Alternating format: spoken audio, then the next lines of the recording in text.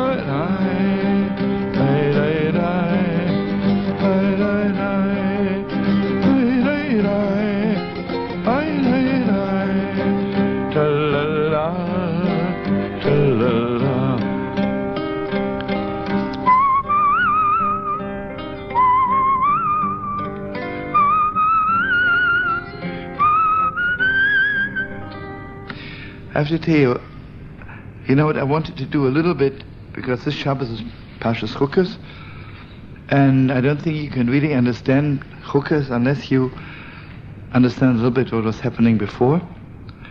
And I know David has to leave in a few minutes.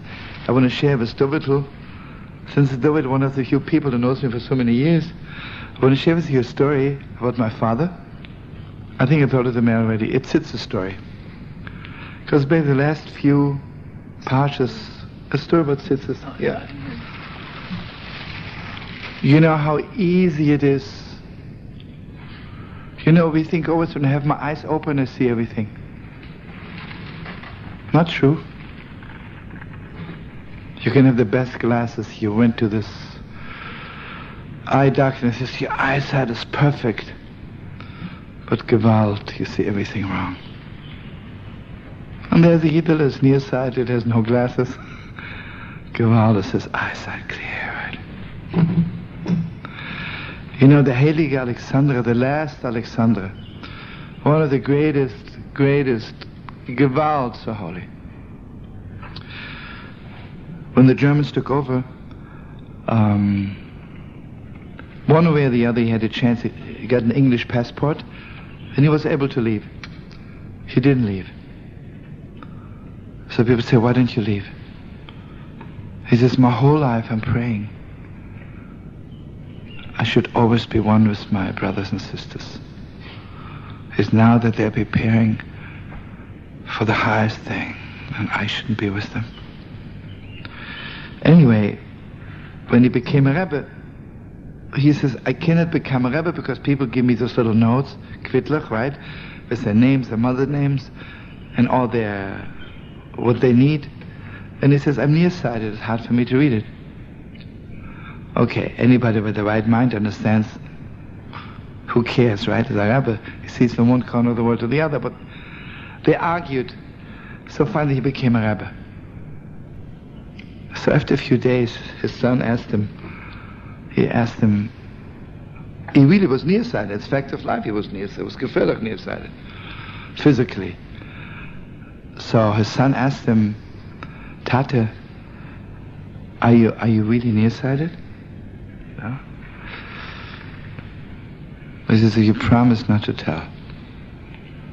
He says, I want you to know I see clearly from one corner of the world to the other. You know, someone at one time, Rabbi Herschel, was talking about something, and you know, sometimes rabbis would talk very broken about themselves, and sometimes just tell the truth. So Rabbi Herschel there was this misnagid. He says to him, I tell you the truth, I can see from one corner of the world to the other. He says to him, oh, but that's prophecy, and after the destruction of the temple there was no prophecy. So Pasha began laughing. He says, what prophecy is, you'll never know. That you'll never know. He said, I want you to know when God created Adam, He gave him eyes. You think He gave him eyes to see 10 inches, 5 inches, 2 feet? Physically, the way God created us, our eyes have the power to see from one corner of the world to the other. And it's only because we don't know what to do with our eyes that we don't see it. Okay, basically tzitzis, and we'll get to it in a minute, is to fix our eyes. But I want to tell you this funny tzitzis story. And you know, I have yahrzeit after my mother this week. In a few days I just feel like telling a story about my father. My father was going, you know, in Germany there were not so many yeshivas. There was one, at that time only one, like yeshiva, Rabbiner seminar to become a rabbi in Germany, in Berlin. And anyway, so to make it very short, my father was out. You can brag about your father, he was most probably top. Not only was he top in learning, my father was top in teaching, a gewalt. So my father had offers from all kinds of people that wanted him, because my father needed to go to be a Hebrew teacher in the afternoon to make panos a little bit. So my father had a call from a synagogue, and the rabbi says, I want you to know I have a class, and there are 2 wild boys there, gefährlich, wild Indians. Not that Indians are wild, but it's the way the world talks. And this is already the 6th teacher in the last few weeks. But I heard that you're there like a top teacher. Let's say my father was maybe 19. They are very you want to give it a try? So my father says, sure. What's the world for if not to try? Anyway, my father not only conquered the heart of those 2 kids, especially of one. What was his name? You know, you have to forgive me, I can't remember his name. But just for the sake of calling, because they were Hungarians, and I think they were great-grandchildren of the Maram Schick, who was one of the greatest in Hungary. I think their last name was Schick, but I'm not sure. I think. Oh, no. His name was Klein, but they were great-grandchildren of Schick, of Maram Schick, yeah. Anyway, so to make it very short, the older ones, there were 2, again, come to me in a second. Let's call him Joe. Anyway, it was like my father's right-hand man. Okay, he was like my father's biggest chosid. My father was 19, and he was 11, 12, and he was like... Then, one way or the other, the parents moved to America, and my father never heard from them. Okay, you know, Hitler came, and we came to America. One day my father sees that MacArthur is coming back from Japan, and he has this unbelievable reception in New York. And next to him is someone, his right-hand general, Joe Klein. And my father sees the New York Times. And my father says to my mother, it looks like this boy, Joe Klein, who was this wild character in my... And the age was just about the right age for him. He says, I'm sure it's him, maybe not. But my father was very excited. So my father decided, it says they're staying at the plaza, let's send him a telegram. If it is not, it's not. Maybe it is. Okay, to make it very, very short. My father sent the telegram a certain time of the night, a night telegram. The next morning, mamish, early in the morning. My father told me the story a lot of times. Mamish, someone called, and mamish, the crying was so high and couldn't even answer. You know, it was just crying. And just he said, Rabbi, it's me. It's me, your wildest pupil, Yossele. Anyway, he jumped in a cab and he came to my father. I don't know if you know a little bit about MacArthur. He was mamish. MacArthur was just the outside. He was mamish the inside. He was a Gewalt, right? One of the best generals in the world. He came to my father and he says, I have to tell you one thing. I want you to know, I was not able to keep Shabbos as a general. But one thing I always wear tzitzis. I want you to know, and he says, I cannot tell you. It is clear to me that my wearing tzitzis saved my life all the time. Because there were times when everybody around me was wiped out. There was no natural way for me to remain alive. I always knew mamish. Because he told me an unbelievable story. He said to my father, Rabbi, do you remember when I told you I'm going to America? And you told me? My father says to him, hopefully you'll keep Shabbos. But even if you don't keep Shabbos, Yosele, don't ever take off your tzitzis. You know? My father told me this, you know. You know, sometimes you say the right thing. Okay, listen to this. This is a funny story now. He says, I want you to know that at a certain point between America and Japan, and he's with MacArthur the whole time, we had not washed ourselves for 2 months. We were just lying somewhere. There was no shower, no water. After 2 months, Hashem was a little bit peaceful. They drive us to also bombed out hotel, but there was still a shower. There was only one shower. And MacArthur and I are taking a shower. After 2 months. Okay, MacArthur watches me getting dressed. He says, what's this? What's this crazy kind of a shirt? So he says, so I told him, I want you to know that he says, this is what we Jewish people are wearing all the time. And he says, I want you to know, he says, sadly enough, I cannot do everything the way I'd like to, because I'm a general in the war. But I want you to know, I said to the general, that I have not taken off my tzitzis the whole time of the war. Shlomo says, unbelievable. He says, you Jews, you really have some good merchandise, you know. I wish I would have something like this, you know.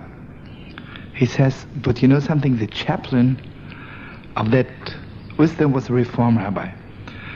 So MacArthur says, I wonder if my Reform rabbi here is wearing tzitzis, you know. Got to check him out tonight. Okay, that night at dinner, you know, it was like a little feast because they're winning the war. And MacArthur says to the rabbi who's sitting on the other side, he says, Rabbi, come here, I'll talk to you. He says, Rabbi, can you explain to me something? I hear that you Jews have such a thing as tzitzis, fringes on the four corners of your garments.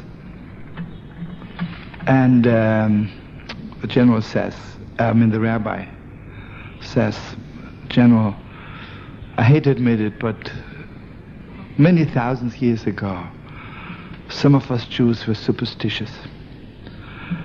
But now we are so enlightened and we are out of it, you know this. There is not one real healthy, normal Jew who would wear tzitzis today. It's only just in the old times. Okay. MacArthur says to General Klein, hey Joe, do me a favor, take off your shirt. Takes off his shirt, and General Klein told my father it was supposed to be a friendly little zets, but it was, he gave the rabbi a little clap on the shoulder. He says, my dear rabbi, if tzitzis are good enough for my general, they're good enough for you also. Gewalt. Shkrach. Remember, tell you the story. No? It's a Gewalt story. No? So it's a good story.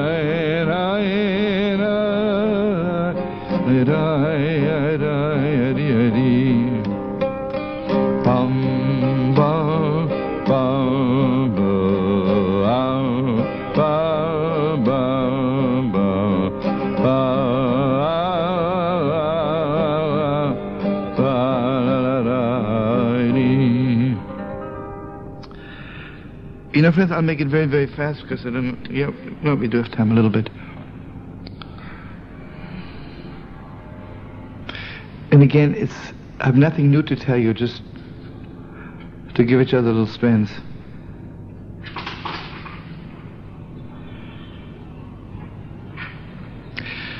You know, the Gemara says, Omar ben Yomin. You know, the Gemara says, Omar ben Yomin. Hakel b'cheske sumin. Ad she'HaKadosh Baruch Hu pesach esanem. Everybody's blind until God makes you see. You can stand next to the thing you're looking for all your life. All your life. You don't see it unless God opens your eyes. You know, friends, you can stand next to your soulmate for 100 years. If God doesn't open your eyes, so I look at you, yeah. I know your name is Prince. What is that? You know, friends, it is possible to stand next to the person who loves you the most, and you don't even know it. What will happen when Mashiach is coming? Do you think suddenly we'll take courses in how to get out anger from your heart, and we go through changes and we start loving each other, and we have intenser weekends, you know, on love, and led by a Messiah? And you better start saving now because it'll be very expensive. The upkeep of the donkey alone is already like...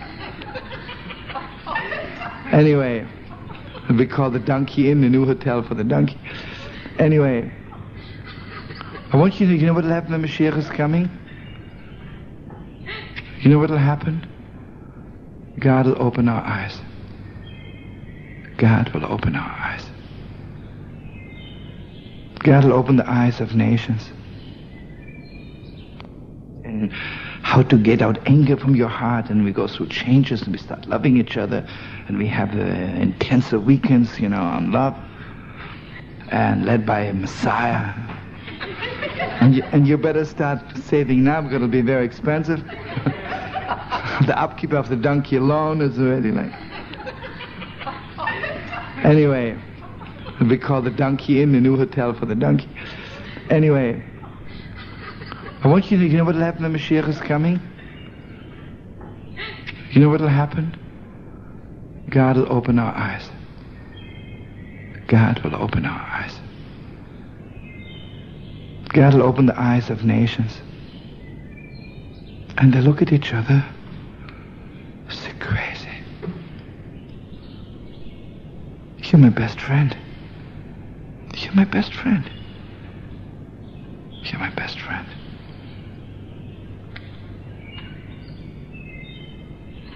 Opening of eyes. Gewalt is that deep.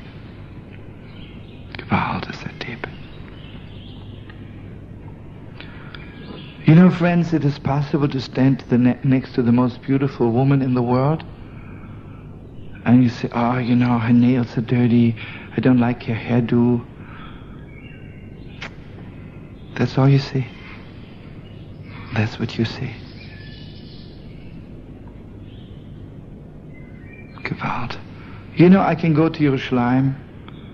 There's an unbelievable medrash. Listen to this, sweetest friends. An old Yidele who was never in Yerushalayim. Somehow he thought it's a waste of time. You know. Anyway, he goes to Yerushalayim. And you know, Yerushalayim is supposed to be a holy city and the holy temple, you know. I'm looking for something special. Anyway, he's already 70 years old, and he walks down the street of Yerushalayim. He says one of the kids, what's the name of the city here? They said Yerushalayim. Ah, he says, thank you very much. I say, you mean you're 70 years old? God bless you, and you don't know Yerushalayim? Anyway, he goes up a mountain, sees a little building. He says, what's this? Say the Beis HaMikdash, the Holy Temple. It doesn't look like anything, but anyway. He goes into the Holy Temple and he sees the Kohanim all dressed in white, running around, from one to the other. Well, what's going on here? Oh, they said it brings a sacrifice, they're serving God. He looks at all this and he spits out. He says, this is the Beis HaMikdash, and he walks away. Do you know how deep this is? You can stand by the gates of heaven. You can stand in the place where God's presence is shining in the deepest, deepest, deepest way, more than in paradise. And unless God opens your eyes, you don't see anything. You don't see anything. You know, friends, some people look at their children and they think, yeah, they're cute. And they don't even see that they're their children. You know, children can look at their parents and say, yeah, Mr. Cohn, Mrs. Cohn. And they don't even see that they're really their parents. Yeah, no, they're my parents. Do you see it? Do you mamish see it? You know, husband and wife can look at you and say, yeah, you're my wife, you're my husband, so. I remember you stood under the chuppah with me, so. Besides that, you dyed your hair a few times, you look the same, right? What do you see? What do you see? And here I want you to know, there are things which God makes very obvious, like 1 is 2 is clear. There's a tree. It's also a miracle, Baruch Hashem, that God shows me is a tree. The more important it is in life, the more deeper it is. The more harder it is to see. And the more you have to cry your eyes out till you see it. And here I want to share with you an Alexandra Torah from that last Alexandra. You know, the Gemara says, why did God begin the story, the Torah, with the story of creation? And it's a long story, but Rashi says to let us know that the Holy Land belongs to us, because God, who created the world, gave us the Holy Land. And Rashi says, God gave the Holy Land, Lemisha Yeshua Be'enav, to whom God feels fit. If you translate it as simple as Lemisha Yeshua Be'enav, means according to God's eyes, what God felt fit, that's to whom God gave the Holy Land. Okay, it's sweet. Doesn't turn your soul over. The Alexandra said, Lemisha Yeshua Be'enav. In Yiddish it's longer. There was that ausgeglichene Augen. You know? Yeshua Be'enav. Ausgeglichene Augen. Someone whose eyes are straight. Mamish. God gave the Holy Land to the one whose eyes are straight, who can see. God gives everything holy just to the person who can see it. Because if you don't see it, what good is it? So here I want you to know, friends, there's prophecy, right? And David mentioned before, I want you to know there's something deeper than prophecy. You know, the way a prophet sees, it's mamish like I see a tree. A prophet can see the way Isaiah saw the Messiah coming. Like as clear as I see this is a mic and it's a table. Mamish, Isaiah saw, and he knew exactly which day it is. Mamish, the Yotze Choyte Megiddo Yisha, he saw, Mamish, a great grandson of King David, is coming to redeem the world. He saw it as clear as I see this. Then there's something deeper. It's not clear, it's not like a tree. Mamish, God opened my eyes and I see it. Just me. Most secret kind of thing.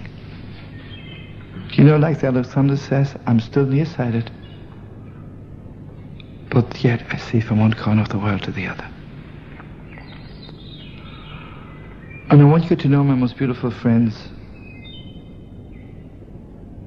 the Ishbitzer says the whole book of Bamidbar is just this is it. You know, we're now in the 5th book. Parashat is the book of creation. Shema is the book of redemption out of Egypt, God's giving us His teaching. Vayikra is the book of serving God. Bamidbar is the book of mistakes. Everybody's making mistakes. What were they missing? It's possible you see everything, but this deepest depths you didn't see. You know, friends, I can yell at somebody, I wish God would open my eyes, I would see how much this person loves me. Gewalt, I wish I would. You know, sometimes a person did us wrong and we yell at them, we're angry. Can't you see how broken they are, that they hurt your feelings? Gewalt, where's your eyes? Where are your eyes? You know, last Shabbos we learned about Korach. Rashi says, Eino Hidosai. His eyes weren't straight. He didn't see it. And you know why he didn't see it? He was so holy. He didn't see the holiness of somebody else. Listen to this. Korach never sinned in his whole life. He had no part in the sin of the golden calf. If you remember, Aaron was involved. In fact, Aaron took it upon himself. He made the golden calf in order to take the sin of Israel. What Korach saw that the high priest is a person who made the golden calf. Facts of life. And now, Mamish, he saw that the spies coming back, everything falls apart. He says, what the world needs, we need a new high priest. We need a new high priest to change the whole picture. But you know he didn't see? He didn't see how holy Aaron is. You know, friends, how much does it take to see somebody else doing wrong and realize they only wanted to save somebody else's life? That's already the deepest depths. For that you need a lot of depths. And I want you to know the deepest depths. You know why Aaron's children are so holy? Because Aaron had this deepest kinds of eyesight.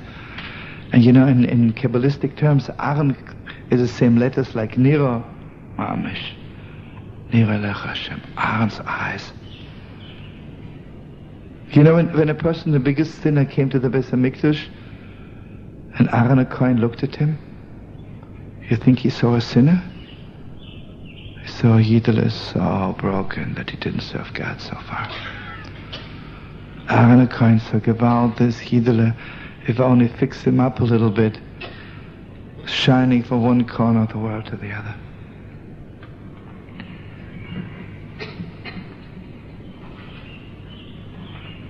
You know, friends, to see Yerushalayim, to see the Holy Land, Mamish, you need straight eyes.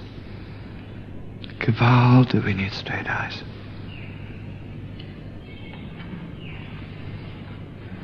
And here I want to share something very fast with you, and I want to sing a song. I'm sure Meir wants to say something. You know, there's Torah Shebiksav, the Torah which is written in letters. Everything is clear. Aleph is Aleph, Beis is Beis. Torah Shebal Peh is, I look at those words, and I know there's something deeper to it. There's so much deeper. And this deeper touches me so deep that suddenly God reveals to me the deepest secrets. You You know, when I get a business letter, I read it once and I know it. I get a love letter, I look at it 1,000 times. And each time it looks to me, revealing me the deepest depths. I remember one boy when I was in yeshiva, he got a love letter. I saw him reading it 1,000 times. You know, you could say, like his name was, let's say, Reuven. The girl could have written, Dear Reuven, Dearest Reuven, My dearest Reuven. He says, you know how she writes to me? My dearest Reuven. They walked around all day long. Who knows what kind of Torah he was saying over those 3 words, right?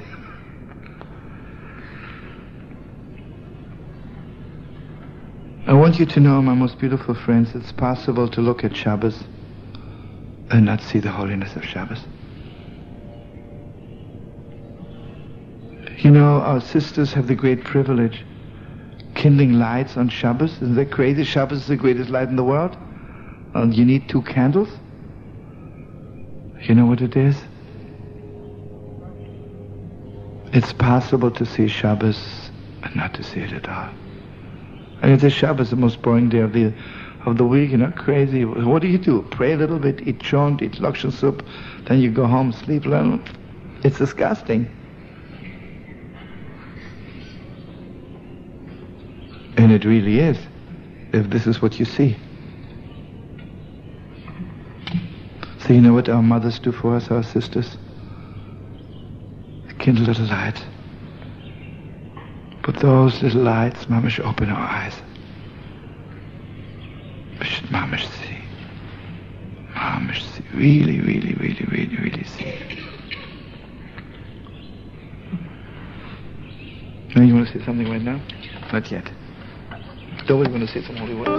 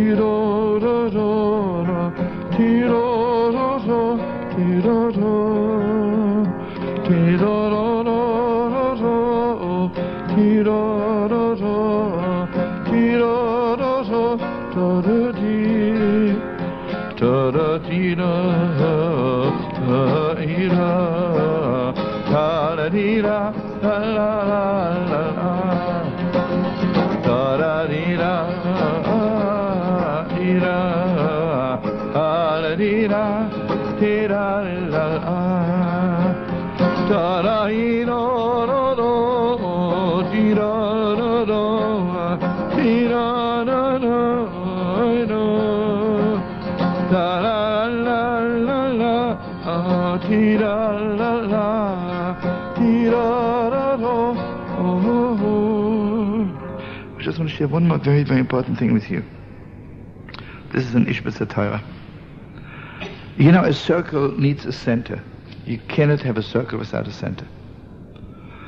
4 corners don't need a center. You know, friends, there are people who live in the world of a circle. I'm always connected to the center. They're always connected to the center. And you know, friends, even if you do wrong sometimes, as long as you're connected to the center. And you know, the center itself has a center. You know what the center is? The center of it. The most important thing in it. The essence of it. The point. Yeah, have you seen people talk to you for 10 years about Yiddishkeit? You walk away and you still don't know what they want. And they don't know either. You'll stop and just say, what is it? Tell me, what is to be a Jew? Send money to Israel, Yom Kippur, drive to the synagogue, try not to be too late, and what else? And join a breakfast club. What else? Make sure your children going to a Jewish camp. It doesn't matter if it's kosher or not, as long as it has a Jewish flag over the dining room. What else? Well, remind me of something else. Can't find by the life of me anything else.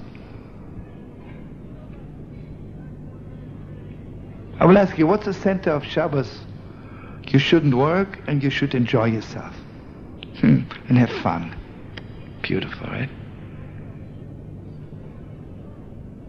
Don't get to the point. You know, friends, it's obvious 99% of the world don't know what the point of living is. Remember, there's this awesome prayer of Rabbi Nosson for peace, and this is based on Rabbi Nachman's Teuras. Rabbi Nachman says a Gewalt Teure. What do people talk to each other about? The more pointless it is, the more people talk about it. Can you walk up to somebody and say, what's the point? Tell me. I know you for 10 years. What's the point of our relationship? What's the point? You keep Shabbos for 100 years. What's the point? You know what Rabbi Nachman says is a Gewalt Teure. This comes from the Holy Baal Shem. Mashiach has a lot of meanings. Mashiach means the anointed. And Mashiach comes from the word losuach, to talk. Rabbi Nachman says people don't talk to each other. They talk about everything in the world. Can you walk up to another person and say, listen, brother, what are you really doing here? What are you really doing here? What's the point of your life? And I just want to insert here a little story which is just so heartwarming. Rabbi Nachman, became a Rebbe when he was 14 years old. He got married when he was 14. And Rabbi Nachman, can you imagine at that time, still all the holy Chassidim of the Baal Shem Tov were alive, but for Rabbi Nachman, it wasn't enough. He wanted more than that. So during his wedding, he walks around asking people, what are you doing here? So, what do you mean? I'm here. I'm a friend of the groom. I'm a friend of the bride. Everybody says something else. What are you doing here? I'm related to the bride's mother. Good. Finally, he found one boy his age, 14 years old, standing by the door. And Nachman says, what are you doing here? And the boy says to Rabbi Nachman, this is why I can't sleep at night. I don't know what I'm doing here. Rabbi Nachman says, there was one guest at my wedding. One guest. Then he says to me, do me a favor. It's not for you, not for me here. Let's get out of here. So he says to Rabbi Nachman, I want you to know that there are 30 young people in the city who don't sleep at night because they don't know what they're doing here. Rabbi Nachman says, let's get together fast. Then they walked out to the forest, and that night Rabbi Nachman became a rabbi.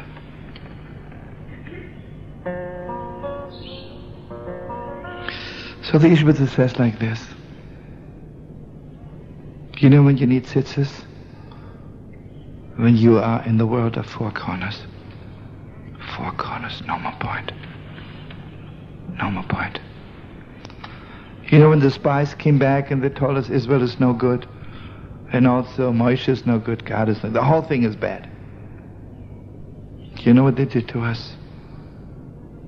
The whole thing had no more point. Has no more point. What's the point of everything? Moshe Rabbeinu took us out to bring us to the Holy Land. You know how many things we do all our lives and then at the end we're not doing it. Where's the point?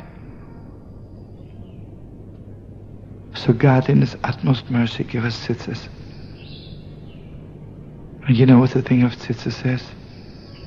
At every corner you make a little hole. A little point. For the moment it has a point. And above all, Rabbi Nachman says, Rabbi Ishbitzer says, God forbid when you come to a corner on the four corners of your pointless life, you're at the end. You are at the end. And tzitzis comes from the word seeing. You know what we do when we put on tzitzis? We put them over our eyes, and suddenly we see the point again. God promised you, even if you're in the most distant corner, suddenly you put the scissors over your eyes, and Gewalt. And here I want to share something very deep with you. You know, it's crazy. We have so many mitzvahs, we have so many good deeds, we don't kiss them. You know, Friday night, the challah is very holy, right? The only one who kissed the challah Friday night was Rabbi Yitzchak, right? He couldn't stop kissing the challah. Gewalt. Friday night, Lechem Mishneh, I mean, lose his mind, right? Rabbi Yitzchak kisses the Esther, kisses the Lulav. He kissed the Megillah, who don't know how much. Okay, but he was the deepest. But even people like you and I, they're kissing the tzitzis. Here I want you to know something very deep. Who do you love the most? Someone who connects you back to the center, gives you your point again. I want you to know something, sweetest friends. Do you know why it's so easy to kiss children? Because children never lost their point. Until we unpoint them, until we uncenter them. You know, grown-ups, sometimes you'd love to kiss them, but it's really hard. They have no point. I want you to know something. The point you cannot see. It's deeper than prophecy, as I told you before. It's just, God opens your eyes. But you know the way God opens your eyes? When you close your eyes. You know when we say Shema Yisrael, I close my eyes? Because God opens my eyes inside, and I see there is really one God. There really is one God. And you know, friends, tzitzis, the mezuzah, do you know how many people live in a house? There's no point. People get married, live in a house. What's the point? What's the point? Mezuzah, Gewalt. God is the center of the world. God is the point of everything. So, you know, Shabbos, Reb Nachman says, you know, the world thinks it's 7 days. It's not true. There are 3 days, Wednesday, Thursday, Friday. On the other 3 days, Sunday, Monday, Tuesday. Shabbos is the center. Shabbos is the point of everything. And the Gemara says the whole Torah is connected to tzitzis. The whole Torah is connected to Shabbos. Friends, why do we say good Shabbos to each other and it's so deep? Do you know what I say to you, good Shabbos? I say, God, open my eyes and I see you.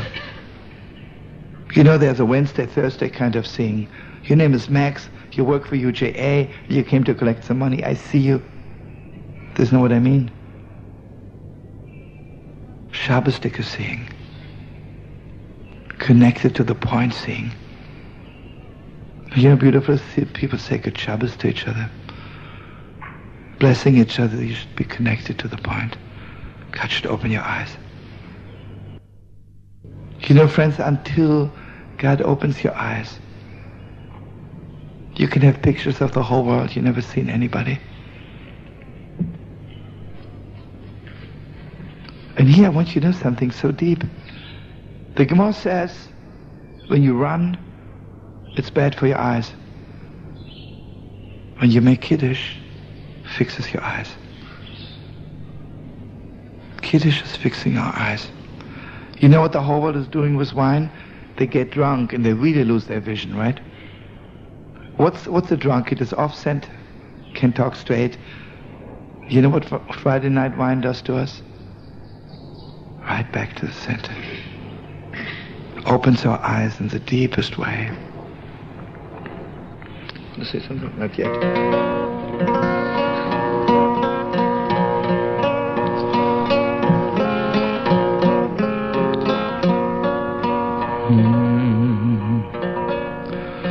This is a Vision zu Nigen Friday night is just so beautiful to sing it.